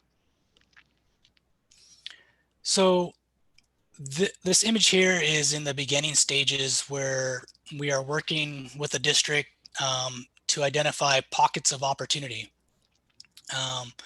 And we phrase it that way because, like it was mentioned earlier, students can learn from any environment nowadays, whether it be through social media, through interactions, physical interactions with other peers, their faculty, the adults, their parents. It's all around them, and they learn from all those experiences daily. So how does that manifest itself in an educational environment? I think we have to identify pockets of opportunity. And so when we start to think about how these pockets of opportunity can succeed in these environments, we have this example here where in the blue, there we have classrooms, and the pockets of opportunity in between classrooms can be like an open corridor there, where collaborations between teachers and students can take place from other classrooms. And it's that interconnection. And these are all points, interestingly enough, these are all points that were kind of sort of hit on earlier, and we're kind of just expanding on this idea now. The idea, or the color in yellow there, identifying on this existing campus, existing canopies that could be used for outdoor learning environments. You know, a lot of times these canopies are put in place where there's not a whole lot of infrastructure. And I think maybe the basic minimum infrastructure you need for an existing canopy on a campus is power, where they could essentially bring technology out to this area, where they could bring out a rolling cart with a monitor or a screen, and having Wi-Fi capabilities as well. The green highlighted area here is an outdoor extension to a library or a pocket for gathering in an amphitheater setting where students could perform and be creative and learn. So this could be an extension of a library, like I mentioned, or it could also just be a standalone pocket that's opportunistic for this particular campus. And you know, the color in red, you will notice, is not clearly identified or pointed out in this diagram, but it's the type of learning in an environment that is really intended to be the idea of respect for faculty and peers. And for me, that is taught when kids see examples that they could follow and learn by doing. Kind of like going back to Tom's point a few minutes ago. So all of this, and to show you here and to say, is that all the pockets of learning can be tangible or abstract. And we just need to sit down and sit down with the community, the district, the faculty, the parents, the students, and help identify these pockets. And the way we kind of are going about this at this current moment, since this project is in its infancy, is we are walking the sites, or we're walking the sites like in small groups, remaining socially distanced, listening to faculty and students, viewing aerial images where we'll be able to identify these concepts or ideas throughout the campus is one approach. So steps that need to be taken in order for this to happen, you know, is engage the architect, the district, faculty, parents, and students, like I just mentioned. Identify learning pockets within specific campuses or community. Doesn't necessarily have to be on a campus. If there's a neighboring park nearby, maybe that's an opportunity for outdoor learning environments to take place. Determine the types of learning in each pocket. Not every pocket is equal. You know, they have different opportunities for them, as indicated, as described and discussed in this image. Collaborate with playground, furniture, and equipment manufacturers early on in the process. That was also mentioned earlier. So I believe in our conversations that we didn't really collaborate on at the moment, we're resonating with each other, which is very interesting. And finally, the final point there, develop the design with respect to stakeholders and agencies for implementation, and then follow up, as mentioned previously. So with that, I would like to leave us, if we could move on to the next slide. And Tony, do you want to just kind of skip towards the end? We want to leave some time for John on his presentation. I think that covered quite a bit. Mm-hmm. Okay, yeah, we could actually skip the video then. I guess that could be shared through another means. Yeah. Bringing learning into the learning environments and play environments into the same kind of space, because we all know children need to be educated, but they also have to be left to educate themselves. Yeah. So it was short enough, I guess it was left in the slide. So that's fine. I would just say. And who was that, Tony, again? The person there, I forget the person's name, but it was a TED Talk that I'd done some research on and I found, and they were talking about outdoor learning environments and how, and the poignant thing that I found there that was important was a resonation that resonated with me, is that students and children need to be left alone so they can learn from each other as well. And it's not always instructional, traditional spaces that instigate that or promote that. I'll look for it. Thank you, Tony. Mm-hmm. So the final thing here, I guess, I have two questions, but I kind of just want to maybe leave with one question. We could talk about the learning experiences, most more memorable learning experiences. I know that people have those, but we can move on to the last question here, which I think is the more poignant to this conversation. How can we provide learning opportunities for children and ourselves? And I believe one step is identifying what kids are interested in and to jumpstart this possibility of learning opportunities. So if we could get some initial feedback and some chat questions or input in the chat, that would be great. Not necessarily that we would discuss it all here, but it's a topic that we could discuss at further symposiums. Tony, we'll bring you back to do that very thing. Great, thank you. So John, why don't you, while people are thinking about those questions and providing comments, and I think there's a lot of personal interaction that goes on with these chat comments that are benefiting people. Why don't you go ahead and start warming up yours and start your presentation. All right, well, thank you everybody. I'm going to be talking about indoor air quality, and it's been an interesting topic. It's one, as a mechanical engineer, that we think about often. But here with the pandemic, it's one that's been on the forefront of everybody's minds. It's been interesting. Traditionally, the building community has long thought about indoor air quality, but as a minimum measure. It's not been really taken to a more advanced level. Really, we've been able to achieve that by economizers and then heating and cooling the outside air. What does that concern? But really, the focus has been on energy and comfort. John Smith earlier presented the idea question whether ASHRAE is going to be changing, and the answer is yes. They are already changing. ASHRAE has long been focused only on energy and comfort, and not on health. Health has not been part of their mission. So they are developing that now, and will continue to develop that. So that'll be something that's interesting to come out of this pandemic. So while the pandemic itself is not good, I think there are some added benefits in that development for ASHRAE, but also for our own development, our own knowledge of buildings and indoor air quality and how that affects our occupants. Next slide. One example is really having to do with our cognitive learning and how the indoor air quality affects that environment. So Harvard did a study back in 2015, and they've revisited here a couple times the last year or two, especially with the pandemic.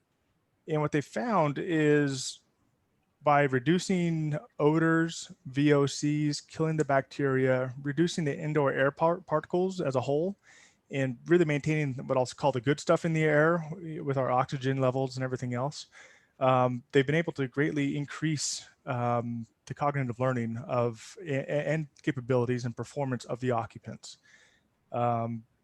So for one example, actually just a couple of little statistics here, they talked about the crisis response in these people. And what they did is they had several different measures in the study. And what I'll call the first one, they had a baseline, which is, a typical building with those VOCs and everything else in them. Then they had what I'll call the current code minimum. And then they went kind of a step above beyond that. If they went current code minimum, their crisis response was 97% higher scores. If they went higher than that, if they went even more outside air, even more stringent levels of contamination control, they were reaching levels of 130% higher in these environments. They also tested strategy, and they saw 183% under current code, what I'll call current code, and then 288% over the enhanced versions. So what they see is these just huge jumps in cognitive learning when they're able to control that air and control that environment. So for me, I asked this question knowing this and looking at this is, while the COVID pandemic is really posing some real problems to our classrooms, it will pass. It will pass like pandemics before it. Is there potential for this one to come up again? Yeah. Or others in the future come again? Absolutely. But we should be thinking about the long-term benefits in the classrooms and really how do we create that better future? And this to me is how we do that. We take our COVID, what we're learning with COVID, and relearning some new lessons and then applying them for our future environments. So thinking long-term benefits that can resolve short-term concerns with the short-term money. Next slide. So what we know about COVID is that it can be diluted to making it less effective. It can be filtered out, and then it could also be destroyed. These are, so those, each of those three are three critical elements that are something that we should be taking into consideration for our future environments. Next slide. So how? I want to focus on the how on those three things. So dilution is through outside air, air quality, air oxygen level, maintain those oxygen levels, getting the air changes in there. Those are best suited for equipment that already have economizers. So going forward, I know it's kind of a bad habit for maintenance folks to want to disconnect those because of their more complex operation, but we need to maintain make sure that we keep them intact. We also need to make sure we have the appropriate barometric relief in the building. And I mentioned that because I've heard a lot of solutions to address this one concern is just to be open the windows, open the doors if you have operable windows. I think that's a good approach if you have absolutely nothing, but I think in my mind, you still need to have a holistic approach. The windows could be a good complement to the mechanical system if designed appropriately. So that's a big thing. Filtration is also really important. Dilution by itself is not the answer. And especially, actually, John mentioned this earlier in his presentation that California, not just here in the Valley, but we have issues throughout. We have fires, we have smog, we have pollen, we have all this stuff to where just opening everything up and diluting is not always the answer. So we got to filter it. HEPA is kind of the gold standard in filtration, but MERV 13 is our current code minimum, and it's also been proven to pull out most molecules the size that we have with the current COVID strain. And then we also have destroying it. So we got to destroy the COVID with natural light, with UVC, and then there's been a lot of talk about bipolar ionization. UVC is proven technology, been around for years. And then whereas bipolar ionization is something most of you have now heard about. And I think it's because the great job that every salesman has done is, as contacting everybody that owns or operates a building to try to sell their bipolar ionization. But I guess for me, looking at this from an engineering perspective, bipolar ionization is new. It comes from an original technology that's been developing, and it's really only been around for about 8 to 10 years. So really it's lacking a lot of testing. It's lacking a lot of third-party testing, but at the same time, what it's doing is they're getting a lot of new funding, a lot of new interest. And really for me, as I look at this, it has a lot of potential to grow. I think about TVs and how those have started out as one thing, and as they've had new money and new market share, those have just exploded in lighter, brighter, everything else. I think the the bipolar ionization is going to have a similar effect. Next slide. So in applying this to a classroom setting, I wanted to talk about the three most common things that I've been seeing and kind of some of the pros and cons. And so the first item is an in-room filtration unit. These are all very effective. So this is a HEPA filter, which is, like I said, the gold standard. It's used in hospitals throughout and was developed during the Manhattan Project when we were doing nuclear testing. These units are readily available. It's just a plug and play, and it's really effective. The con in my mind, it's really just for short-term use. So once the COVID goes away, what do we do with all these units? Do you have somewhere to store them? Are you going to roll them out every flu season? I think it's short-term. So but sometimes it can fit your needs. So not necessarily negative. The second item is retrofitting your system. So going with new filters. So now you have an issue with your pressure drop. I know there's a lot of concern about sound. You can add sound by making your fan work harder to push through higher filters. I mentioned UVC. That's a new one that creates a lot of new issues with maintenance because of its bulbs. They burn out every year to 2 years. So that creates another issue. And then the bipolar ionization has been probably the most common. I see it as quickly developing, like I mentioned. So I think there's going to be new developments as it comes out. The hardest part about bipolar ionization in my mind is you cannot verify that it's working. They're developing sensors right now to be able to tell you that a little bit more what's going on in the airstream. Currently, those sensors are on the order of magnitude of $10,000. So they outweigh any kind of cost that you would put into your unit. But like I said, as technology develops, I'm kind of excited to see where this goes. And then the third item is really the unit changeouts, and a lot of interest in this one because it accomplishes all those goals that we mentioned before. I think the hardest part, though, is as we evaluate the funding and the timing of the funding along with these units, is how do we assess the DSA implications? We got to go through DSA approval, or can we get a DSA exemption concurrence? Are we starting to trigger ADA and path of travel now that we're making structural implications? There's a lot of pros and cons to this one as well. So it's not like an easy one solution fits all. But this to me is the longest term solution as we look at the holistic approach. And Jonathan, this Yes. just goes to a conversation I was having with a DSA leader last week. You know, what do we do with the old buildings that are at that 50% threshold of, you know, do we take it down? Do we add to the integrity of the building and the superstructure of the building to be able to support newer units? If we're changing out the old HVAC systems because they don't accommodate the new filters and the like, you know, that's all before us, and it all is linked to energy and the energy code and changes that are all before us as we try to hit the energy goals of California with 2030 looming before us. Absolutely. And the other added issue with DSA is they've had this new development, their IRA 22. Which talks about the structural implications of the unit. So in a lot of these cases, if you don't have economizers before, you need to add economizers. If we need to do additional blocking or any kind of retrofits to the structure itself, now they're saying you trigger ADA and path of travel. You can deduct some costs. There's a lot of equations that go into that, but they're really making it hard for us to make these health improvements in my mind. So it's kind of a tug of war with them.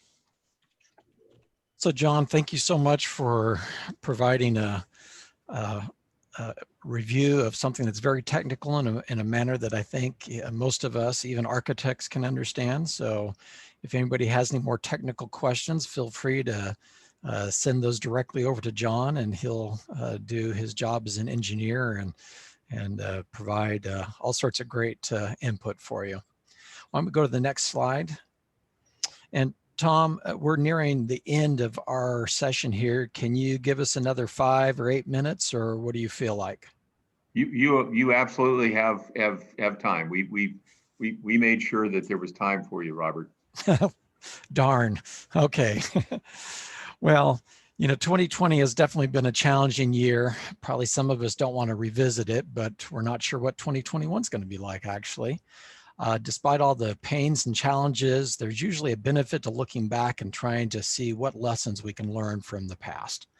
Now, this last year, federal COVID relief was definitely an overall success for most districts, but it was not without its difficult lessons. Let me go to the next slide. So I appreciate many districts who have shared candidly some of their COVID funding experiences, and it was a little bit of a love-hate relationship. Here's an example of 2 typical Central Valley districts and how they spent some of their COVID money in general ways.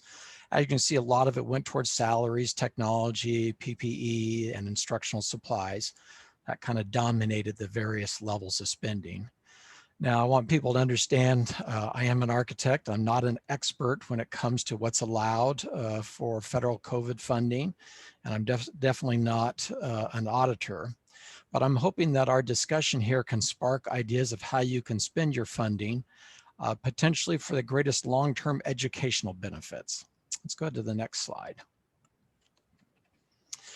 Now, as I mentioned, we've learned from the past. The previous federal COVID funding was a great benefit, but it had its obstacles.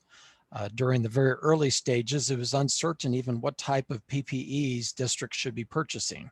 I've heard that some of them purchased face masks thinking that those would meet all the requirements, to find out that that wouldn't meet the CDC requirements. Many districts have evaluated options, but they felt uncertain because they weren't sure of potential regulatory requirements for some of the changes that they might want to do.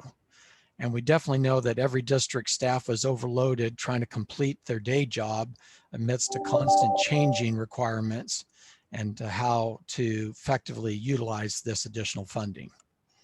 Fortunately, California school districts have been given another opportunity with 2021 COVID relief funding. Let's go to the next slide. Now, this funding will need, of course, to focus on student and teacher safety. Educational specialists, PPE, transportation, screening are all going to be very important necessities to protect and help students learn. And it's important to meet these important basic health and safety and educational needs prior to branching out into other areas of more long-term potential improvements, educational improvements. We'd like to expand this discussion into potential areas that meet the short-term COVID relief needs, i.e. meets the funding requirements, while also providing long-term educational improvements. Now, of course, this is just to spark our conversation. I'd suggest you discuss your ideas with your other district people internally and externally, and of course with your auditor. Next slide. Go ahead and hit the slide again. Thank you. So this rather typical campus is located in Middle Earth or Bakersfield, California, and it struggles with many typical facility challenges. As you can tell, it's got limited parent bus drop-off areas. It's got more than its share of portables that have extended the capacity of the site. And these additional students mean the cafeteria, the administration building, and the play areas are undersized. All of these issues create a challenge during a typical school year and can pose even more significant health issues during a COVID school year. Now, expanding the cafeteria areas would provide a short-term social and physical distancing opportunity, which is important to COVID, but it also provides potential long-term facility improvements and flexibilities. These expansions can be a remodel of existing cafeterias, which is kind of expensive, actually very expensive, or it could be an expansion into outdoor covered areas. These covered areas, if properly placed and sized and developed, can provide a great educational flexibility, especially if they're developed with power, lights, fans, wireless coverage, and sound amplification. Now, not only do we need to look at expanding for the lunch type areas, but there's also the opportunity to expand instructional areas, especially in light of what Tony was talking about, taking advantage of outdoor learning spaces. Now, remodeling existing classrooms can include classroom finishes to promote better health and cleanability, which is important to short-term and long-term student educational needs. But also expanding the existing classroom spaces with additional breakout areas outdoors to increase the flexibility and provide short-term COVID and long-term flexibility is an important consideration for districts.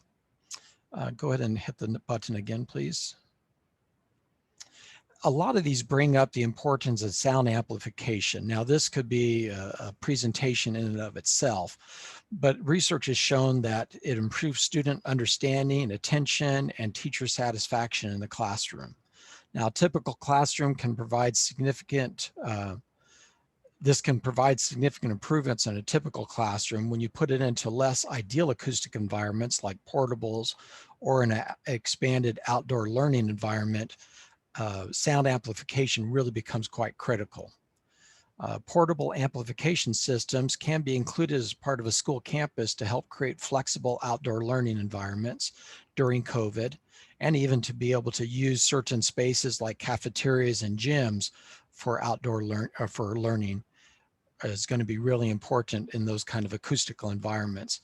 And in the future could be utilized to supplement the needs of classrooms and teachers with sound amplification. Next slide.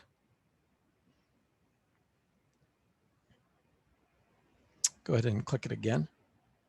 So John has talked a lot about HVAC replacement and filtration systems, did a great job covering that. Go ahead and push the button again. Window replacements are often very costly and often cut from a typical underfunded modernization project. However, it can provide educational, energy efficiency, and security benefits if done correctly. Not only does it allow the opportunity for fresh air, now mind you have to consider your local climate and air quality carefully there. It can also help reduce the COVID spread. It can provide controlled natural light and improve student learning and teacher satisfaction. Next. Play areas, as Tony's talked about, are critical to learning and student development. We recognize that many current hybrid student learning models are limiting student opportunities for play due to COVID concerns, and we recognize that reality and the necessity of that.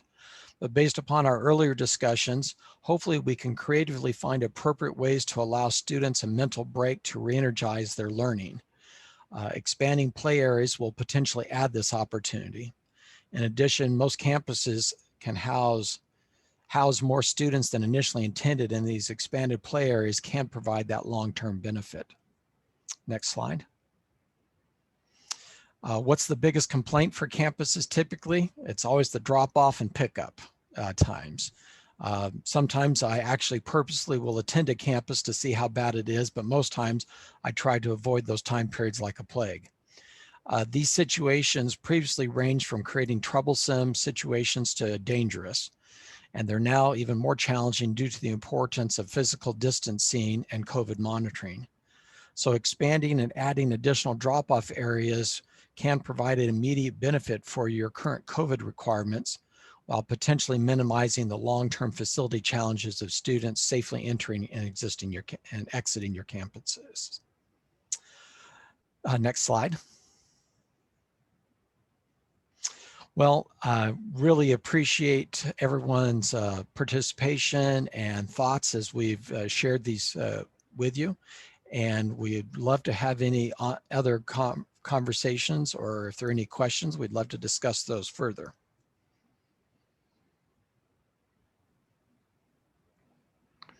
And I think obviously this can be opened up to any items we've discussed or any of the other previous panelists' information. Robert, one comment that you made that that really hit home with me, just in terms of what I've experienced over the last 40 years or so, is that there are many schools that have undersized support facilities, and that the charts that you had up on for us to look at reminded me that the federal money that is coming to California for schools is one-time money, but there aren't really a whole lot of parameters around that money. In essence, it can be used for facilities. It could be used for maintenance facilities, or I believe for creating something new, adding to a building. So this may be, as you pointed out, several examples, how districts may utilize this current environment to really enhance long-term learning and support activities at schools. That's an important consideration right now. Well, you know, schools never receive enough funding. As you said, you always come with your hand out for more funding. So this is an opportunity for funding that, you, like you said, it's potentially one-time funding, but we obviously need to look at ways to stretch that funding and to get the biggest bang for our buck. And of course, you need to first consider those important COVID relief aspects, which is the intent of the funding and its appropriate intent for that funding. But if you can at the same time eliminate or alleviate future facility issues and needs that are going to provide long-term improvement for students by better educational environments, more appropriate outdoor play environments, better indoor air quality that supports educational learning, it's really in our best interest to fully investigate those. And fortunately, this next funding round, they've extended the deadline, so it does allow us more time to properly evaluate and make wise decisions that are going to really benefit the students that we all serve. Yes, yes. And I appreciate your comment about my handout, and just what Robert's referring to is a comment I mentioned last week The late Senator Leroy Green said to me once, Tom, if I gave you a blank check, you would say it wasn't enough. And that's a true story. And you're right. There's never enough money, Robert, to deal with all the things we need to deal with. Right. And Tom, that's not a made up statement. There is never enough. There's always more, and there's always new twists that are being sent our way. I just had really quick a comment, kind of circling back to what we're doing here with CSFRI and really looking at things like how are those indoor air quality standards going to evolve post-COVID and the expectations of indoor air quality, and taking some of the research that has already been done by groups such as the AQMD and other agencies, and really kind of helping to drive what some of the best practices that we should be implementing in school districts. I was involved back in, I think as late as 2003 with some studies where we worked closely with South Coast Air Quality Management to look at the effectiveness of those different type of systems that we could put in the classroom, both the stand-up air purification systems, as well as the as just filter media and new adapted systems. And a lot of that was very enlightening in how those systems work and what they're able to provide. So I think being able to pull all that together into a set of best practices and recommendations could be a very valuable tool as we look to those long-term solutions for indoor air quality. So that's good work. Yeah. You know, if I could add, when I think of the rationale for creating CSFRI and, you know, working with our legislators, working with our constituents to understand how important facilities are, what you guys just talked about made me think about, you know, educators sometimes are looked at as, like you said, with their hand out, there's never enough money to do what we need to do for kids and teachers. From a constituent point of view, if we have, again, that research-based decisions that we're pinpointing the right kind of facility to build that supports student learning and success and the goals of education, I think if we communicate that in the right way to constituents, we'll have more support for the money we do spend. In other words, the money that they allocate for us, either through taxes or bond measures, whatever. So just another reason to move forward with research that, you know, shows what works in facilities for kids and for teachers and for the community. It's interesting you guys mentioned that the technology bipolarization in itself has been developing so quickly, and a lot of their testing has been sole proprietor testing, you know, not third party. And so that testing is now exploding, and now you get all these different technologies, kind of combination of technologies, what's best, right? And I think that's what we're getting down to, is what is actually the work. We know the gold standard, but that doesn't work all the time because of energy and all these other considerations. So what is best? I've actually been doing a research project for Fresno State and a lot of other local partners in Fresno, and it's been quite enlightening. I'm hoping that, you know, we get some results, but as I've done this, I've learned that there's other similar projects going on in Washington and throughout the United States to really try to develop the technology and find the best solution that not only addresses short-term but long-term effects. Yeah, Jonathan, thanks for sharing that. That certainly is an emerging area, and I know different districts are approaching that differently. Some waiting for research to independently verify it, and some moving forward because it's the best fit for them. And, you know, regarding funding, I keep thinking too of the cost of doing good educational commissioning. You know, we need to fund the building portion, and we need to properly resource that effort to get the most out of these facilities for our kids. So just a lot of good discussion here today. Julie, do you want to kind of moderate any more questions, or shall we move on here, as we're just about at 12:15? A question in the box, Jeff. Don, can you give a quick update on the RFP? Oh, I think you're muted, Don.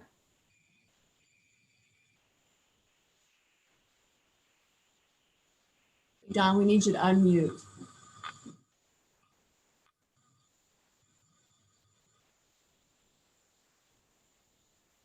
Well, waiting for Don to come on, Julie and Jeff, I can share with you that the RFP was sent out last week.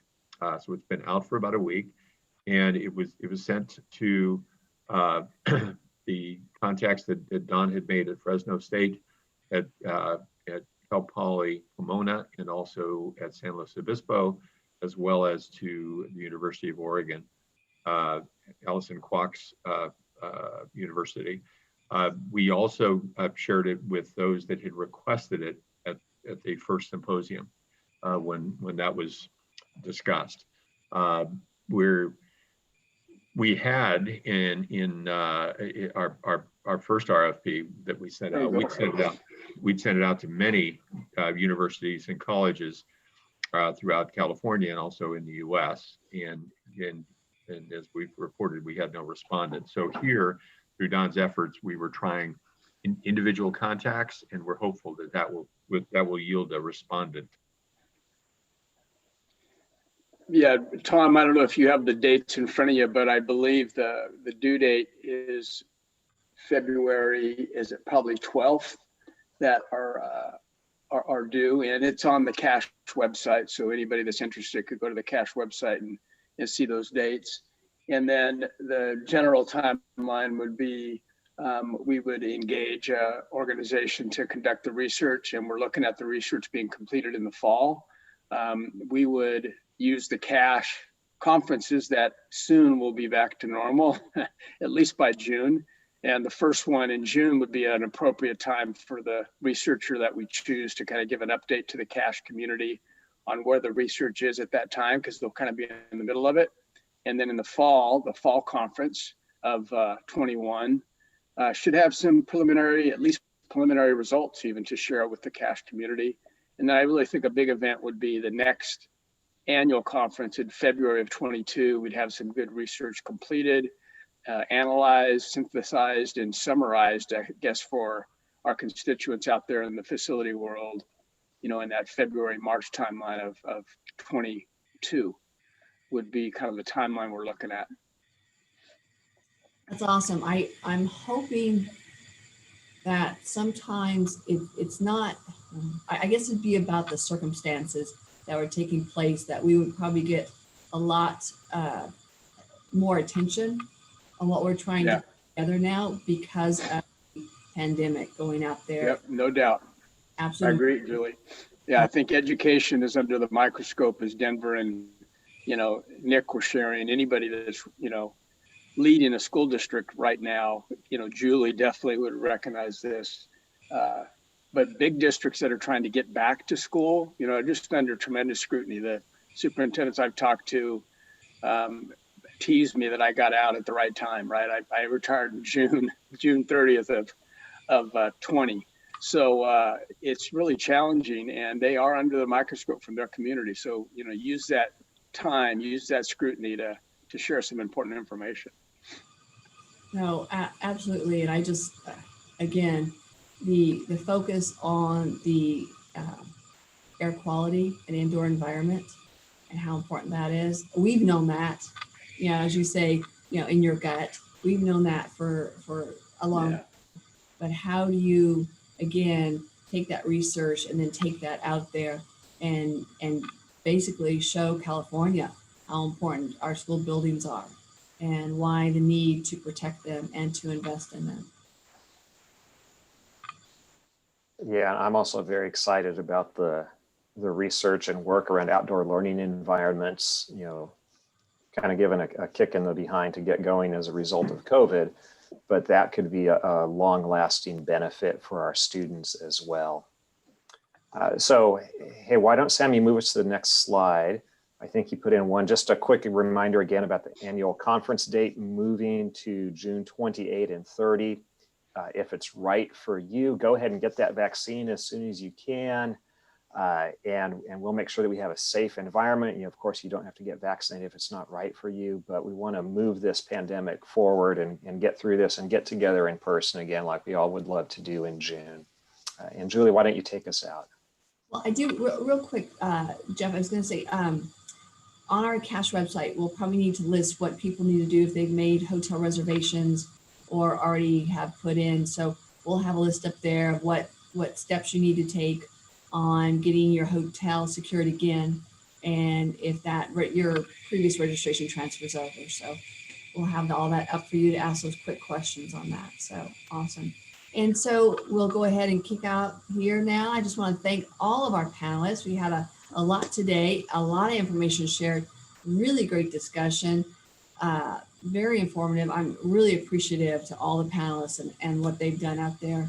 And of course, thank you to Dr. Duffy and Sam Campbell, who works behind all of our Zoom webinars to get those going. And I did want to say, we talked about some upcoming events. January 21st, we have again another webinar, which is continuous planning for opening schools in 2021. And it's one of the shorter ones, a little 30-minute, blurb that we've been doing now, quick information update. So I hope you join us there. And then next week, we've got our web shops coming up on January 26th and 28th, and they're covering state and federal funding and preparing to open schools in 2021, which is just can't wait. So ready to open schools that I cannot wait. So with that, best wishes for everyone for continued good health to all of you. And again, thanks to all our essential workers and frontline heroes out there. The CASH organization is here to be a help and resource, and will continue to keep you informed through emails, webinars, web shops, and whatever other way we need to get out to you. So thank you very much for joining us. I hope to see everyone on the 21st, and have a great day. Bye, everybody. Thank you. Thank you. Thank you, everybody. Thank you. See ya.